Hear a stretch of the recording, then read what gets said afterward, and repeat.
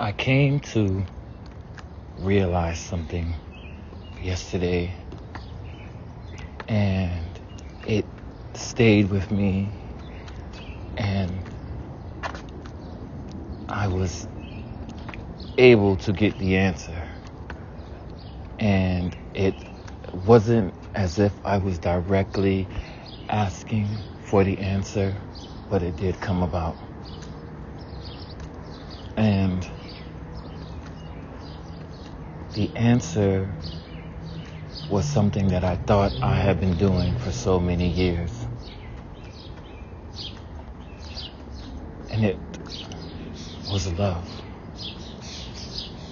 And when I say that for years, I'm talking about the love between a father and his son.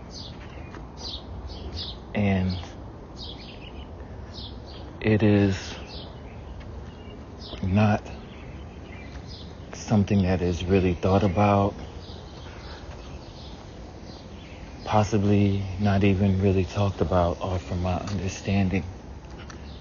But I realized that all of these years, my son has turned 7,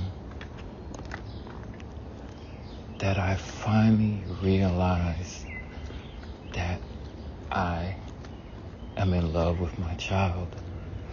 I have love for my child. I have affection. And when I say that, I'm talking in the sense of all the things that I have thought about doing, things that I have done. And I'm pretty sure many black men, or men in general, can say that we are brought up to teach our children, especially our men, to be a man, to be firm, to be powerful, to be the authority figure. But we really aren't taught. We really don't learn how to interact with our sons, how to have a loving, happy relationship. Respect, fear, they go hand in hand. But when I realized that these emotions that I was feeling, they were not the same emotions of when he was born, when he was 1, when he was 2. And also, my son is diagnosed with autism. And there is a communication imbalance at the moment. But that'll be passing as well. But without all of that, and when I really think about my interactions with him, what I have shown him, what I have not shown him, the places I have taken him, what my thoughts are when I think about him, taking him places, having meals, it is not the same. What I feel now is way stronger and way more powerful because I have understand what I am doing, what has been done to me, what has been done to countless males, on how we are taught, how we are meant to be perceived, how we are supposed to go about our day-to-day lives. And that just leads to a generation after generation after generation of men who don't have a great relationship with their sons. They can show them affection. They can be a provider. But knowing how to show your son love, show a kinder side of yourself, without being thought of as a punk, a sissy, or whatever derogatory term you want to call a soft dad, soft father.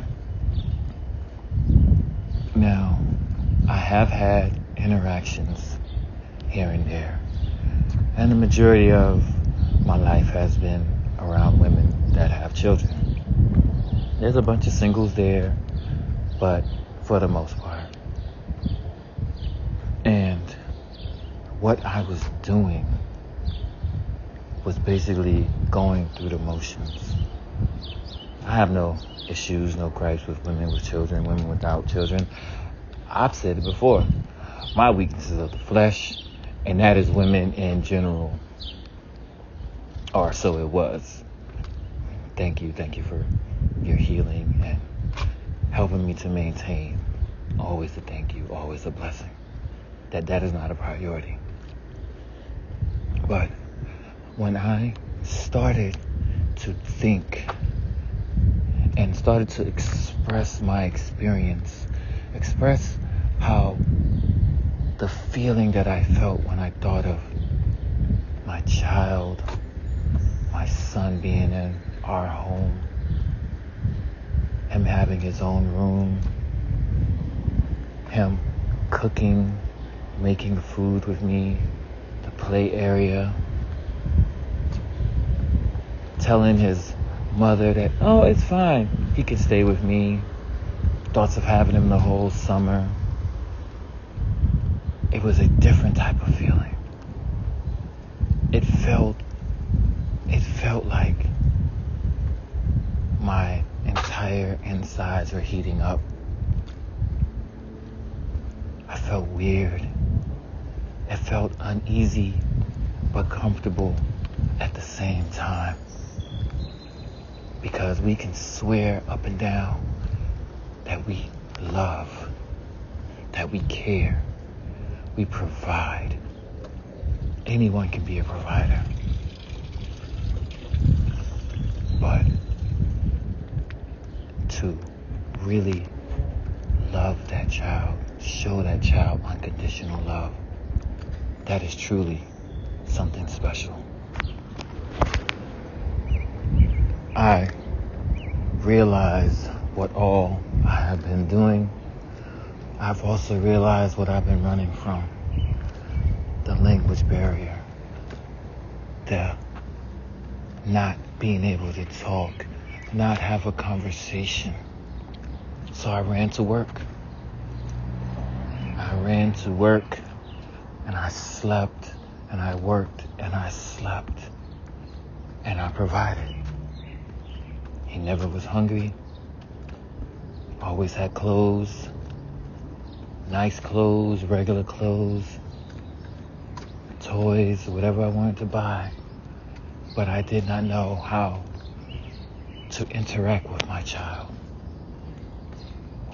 I did not know how to properly calm him down, how to make him feel that he could be around me just as much as his mother.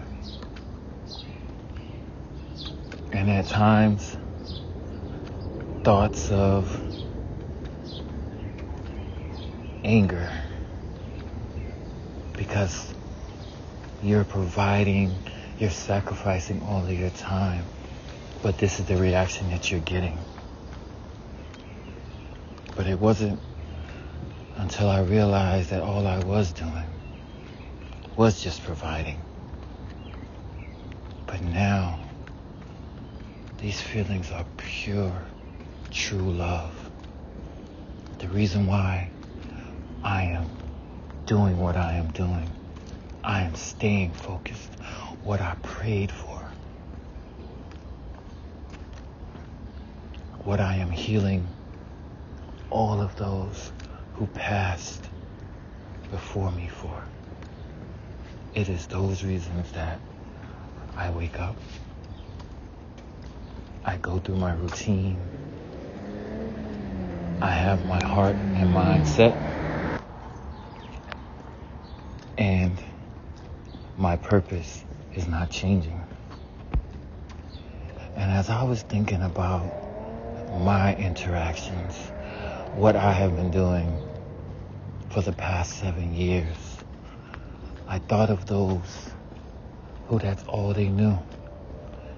That type of parenting, especially as a male, was all you grew up on, you grew up around. And you thought that was right. You thought that was the way it was supposed to be. And there are many who died with those same beliefs. Whether they went from natural causes, heart attack, killed, suicide. Those were the lasting thoughts and impressions that they gave and left on a young man, on a young girl, as she saw that's how her father was treated. It's a way bigger picture, and I did not think that closely until I started sharing my feelings of when I envisioned that place for all of them and all of you. When I started seeing myself physically walking, moving things around, interacting in that home, and my kids are there. That feeling, that nostalgic pleasure of knowing that I did it. I overcame. I broke yet another cycle. I strengthened our chain. I've strengthened our passion. Our family will be stronger. And I love that feeling. I love that thought. And I wish I had thought about it sooner.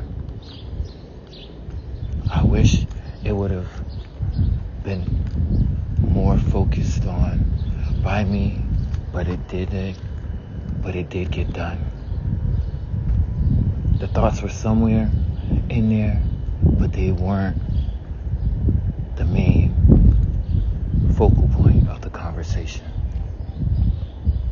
And for your ancestors and relatives who are in those situations, or was in those situations, or still think you are in those situations,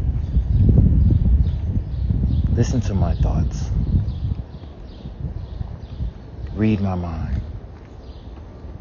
Listen to my heart. It's not going to continue.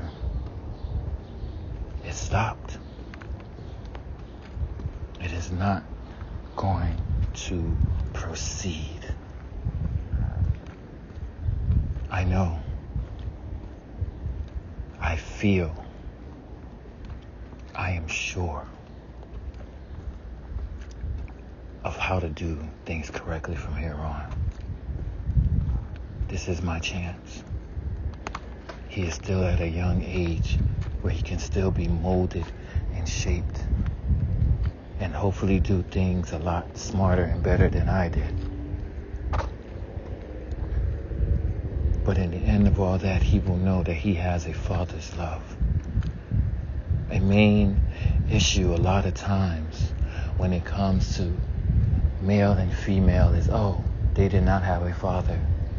They did not have a father. They have daddy issues and so forth. And that may be the case, but that is not always. But for those who didn't get to do right, for those who never woke up and saw the damage that is being done, corrected themselves, and gave a fuck. This is how it is. It's not there no more. You can let go. You can relax. you can enjoy this moment. Watch as I grow, as I continue to heal you, as I continue to heal myself, and as I turn this young man into a king. Because right now, he is unaware of the crown that he is already wearing as a prince. And that will change. That will be no more. And with this prayer, I'm sorry for those who had to deal, who had to endure, who never knew any better. It's all right. It's okay. You are forgiven. That was a different time and a different place, and does not affect as it did before. So there's no need to still feel sorry. There's no need to shoulder that pain and burden anymore. I'm doing that for you. I did it for those 7 years, and I realized what I am doing wrong, what I have been doing wrong. So it is no more. Do not let it still linger. Do not casually bring it up, because it is not a factor.